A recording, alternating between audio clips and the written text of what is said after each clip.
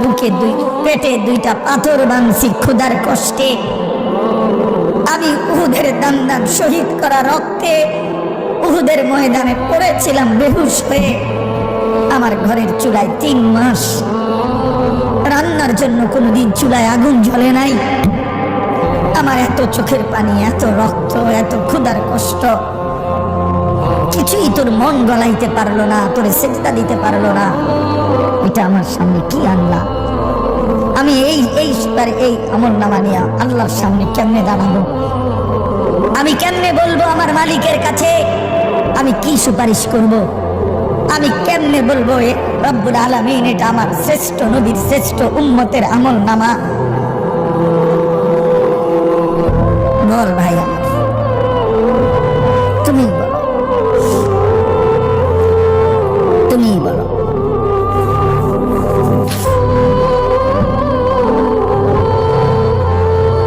এত বিপুল পরিমাণ মুসলমান আমরা, 92% চাইতে বেশি মুসলমান আমরা, অথচ তারপরেও ইসকনের উগ্র হিন্দু সন্ত্রাসীরা আমার মুসলমান ভাইয়ের জবাই করে ফেলছে, রক্ত লাল করে ফেলছে জমিন।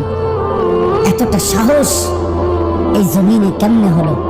আমাদের ঈমান কোথায়? আমাদের হিম্মত কোথায়? আমাদের আওয়াজ কোথায়?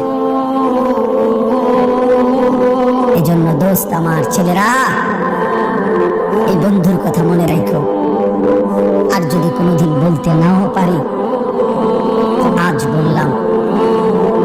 যদি সুযোগ না পাই তো একবারই বললাম। ফিলিস্তিনের মুসলমান আজীবন রক্ত দিবে, তুমি আজীবন মোবাইল টিপবা, এটা কোনো জীবনের শেষ কথা না।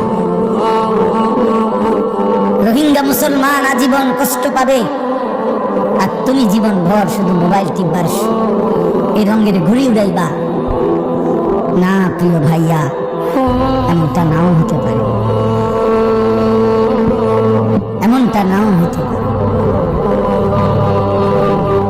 ফিলিস্তিন যদি জমিনের উপরে, তো বাংলাদেশও জমিনের উপরে, নাকি বাংলাদেশ আসমানে? পৃথিবীর এক প্রান্তে মুসলমান নির্যাতিত হলে, পৃথিবীর এক প্রান্তে মুসলমানের রক্ত লাল হলে, আরেক প্রান্ত আমরা নিরাপদ থাকি কেমন? আমরা নিরাপদ আছি কিভাবে ভাইয়া? কিসের উপরে ভর করে?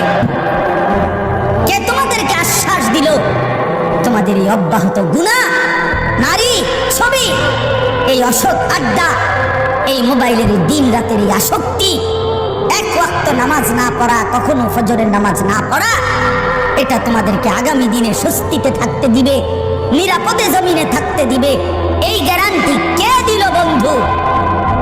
যুবক বলো ভাইয়া, কিশোর